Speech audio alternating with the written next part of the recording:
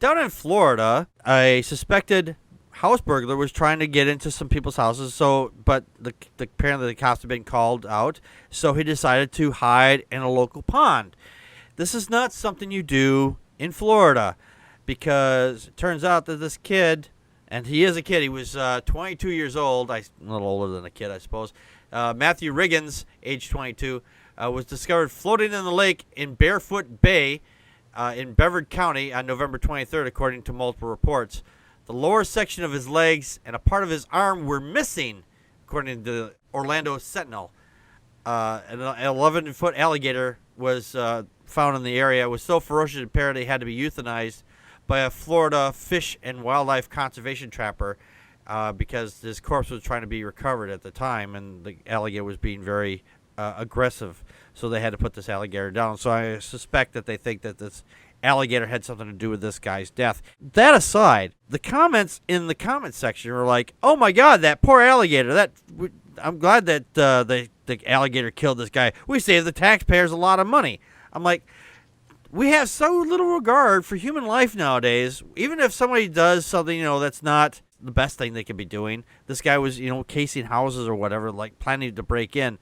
I mean, but does that deserve a death sentence? Really? Come on now, people. Let's have a little compassion for the family. I mean, yeah, this guy, he obviously was having some kind of problems with the law, but to be killed for this little thing, I mean, why? Kind of your thoughts. Yeah, I don't think he deserved to die, and I didn't like that people went there. I was curious because his picture was a mugshot.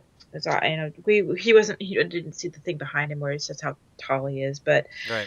Evidently he had a criminal record, including burglary and theft and dealing with stolen property. But since when is that a death sentence? And I just don't, 22 years old, this is rehabilitative. Who knows? I don't know. He could have gone on to be a productive member of society. When you're a teenager, this kind of shit, some teenagers go through this kind of shit. They're like, okay, I'm indestructible. I can do this, and fuck the consequences. Yeah, and technically, the police were committing the animal protection. They were committing a B&E in the Gator's home. They were raiding the Gator's pantry, and the Gator was killed for that. Yeah, that was a home invasion. So yeah. Oh well. Oh yeah. Dave, your thoughts? Is this a Darwin Award thing? Yeah. Well, apparently I don't think he had any kids because onion. Obviously he won the Darwin Award this year, I guess. Yeah, we have a late entry. Hiding next to alligators is not the best choice, buddy. Yeah.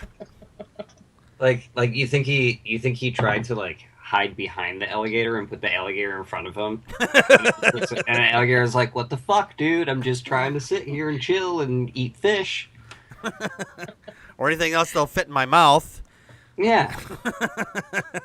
But when a nice juicy steak approaches, I don't know. I do know that, unfortunately, any animal that kills a human being, it just is put down, and that's the way that it's done. And whether or not it deserves it is, I think, immaterial at that point.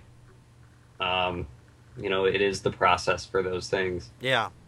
Because they know that with alligators especially, because they know if they don't put that alligator down or a crocodile or whatever, they get a taste for human flesh and then they become a hazard. Know. I don't think that necessarily they get a taste for human flesh or anything like that. But if it was that aggressive to everyone else that came in, on top of having killed someone already, and then showing future aggression, that's that's pretty scary. Yeah, especially it was very very territorial, wasn't Yeah, no, I was all right. Well, maybe the taste for human flesh is we're lobster. We're lobsters. I was gonna say that maybe because the alligator had seen, hey, there's this animal, and I can see how easy it is to take it down.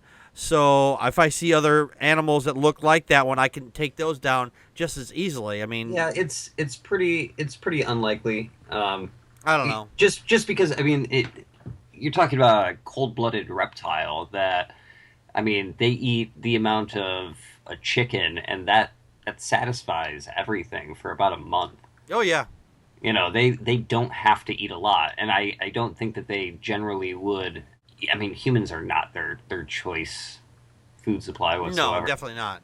But I mean, that aggression is outside of normal hunting behavior for a crocodile. Maybe it has something to do with territorialism. Yeah, it's possible. But to turn around and, like, pull off 3 of the dude's limbs is pretty aggressive. Yeah. It says here that Riggins was from Palm Bay, managed to evade the police, the capture, and he called his girlfriend to say he was being chased. And previously he'd told that he was breaking into homes with another unidentified man. Now they caught the guy, the other guy, but they're like, "Hey, dude, your buddy's dead. You cooperate with us." He's like, "Nope, I'm not helping. Nope, I'm not going to cooperate." Like, dude, really?